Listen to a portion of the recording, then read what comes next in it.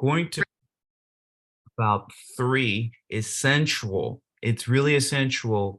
There are three essential keys or three essential adjustment to a healthy relationship. Now, I'm about to celebrate over 20 years of being married.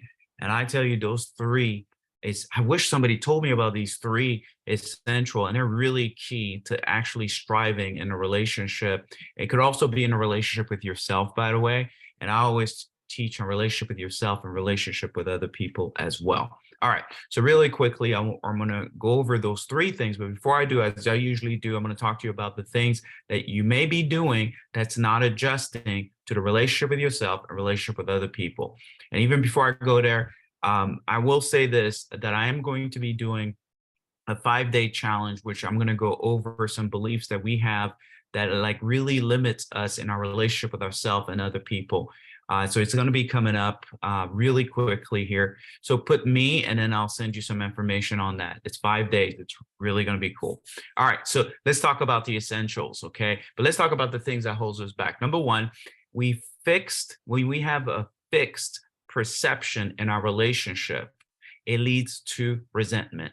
What do I mean by that? A fixed perception. That means that the way you view your relationship with this person is fixed. So for me, what that looked like is the past. Who I married 20 something years ago, I was expecting that person to not change and be the same. That's an impossibility. I'm not even the same. So when you start to look for other people to shift without even looking at yourself, you have what you call a fixed perception. And a fixed perception of the relationship leads to what? Frustration. You're going to be really frustrated because it's so fixed of what you think you want. And here, the problem also about that, you're not going to see red flags. If there is something to shift and change, because you're so fixed in the past of what your idea of what you want and not seeing who's in front of you, right? And adjust. All right. The second thing is when you have false expectation. What does false expectation mean? And what does it lead to? Well, false expectation we none usually leads to frustration, just like the first one, but really this one leads to projection. You're projecting your venom because you're resenting, what is it? Your past. You're resenting what you expected and that you're not getting. So now what we're looking at in that relationship is this projection of resentment, right?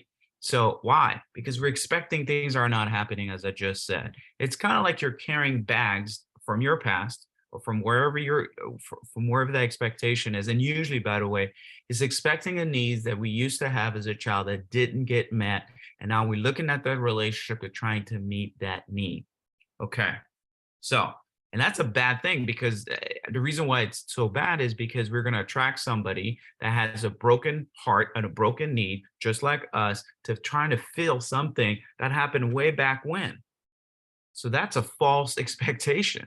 It's like, and then you're in a relationship thinking this is the right person. You're expecting something, but they're not the right person, or they may be the right person, but you're still expecting them to do way more than they could actually bear and carry. So that's the problem. The last thing is our fear of transformation. What does our fear of transformation produce? It produces stagnation. So fear of transformation is when you're in a relationship and the relationship is shifting and changing, or you are required to change and shift.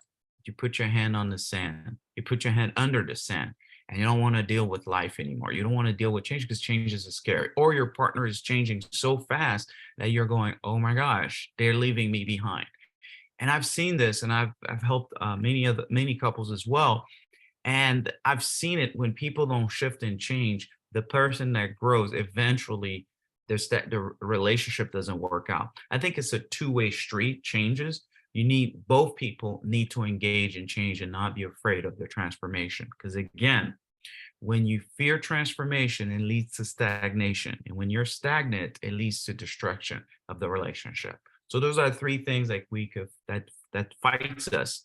And so I want to talk to you about the things that we need to do to adjust. All right. The first thing that we need to do is to adjust your perception. When you adjust your perception, it changes your vision. So when you're adjusting, it's kind of like a camera. When you take a photo, like as a matter of fact, we just watched like a family, what do you call that?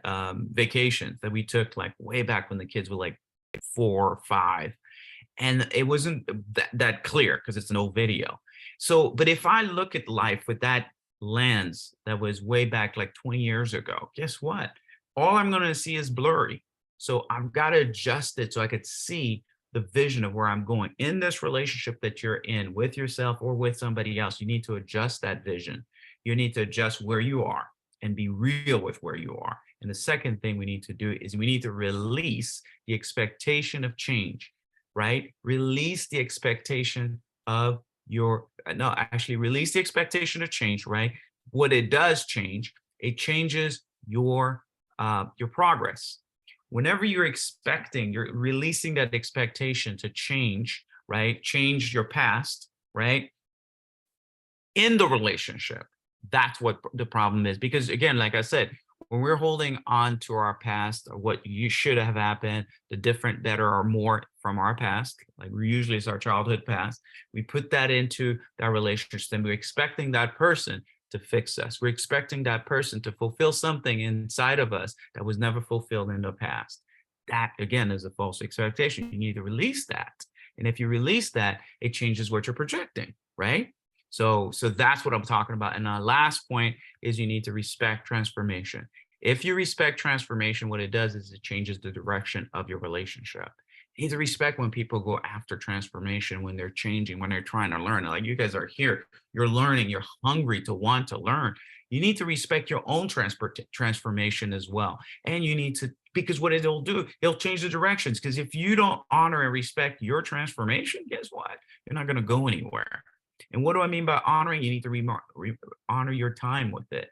You need to celebrate it as well when you're transforming. And if somebody else is in the relationship is transforming, you need to praise them because they're doing something to trying to improve this relationship. All right. So this is what I want to share with you. Again, I'm going to share with you that I am doing a challenge coming up. It's a 5-day challenge. It's a pretty intense, but it's really awesome. It's going to be great. It's going to be learning a lot of these things that I'm teaching, but we're going to go in depth more. So it's 5 days, and do put me, and I'll send you the dates and all that information. All right, on your chat. Thank you so much for watching. Take care.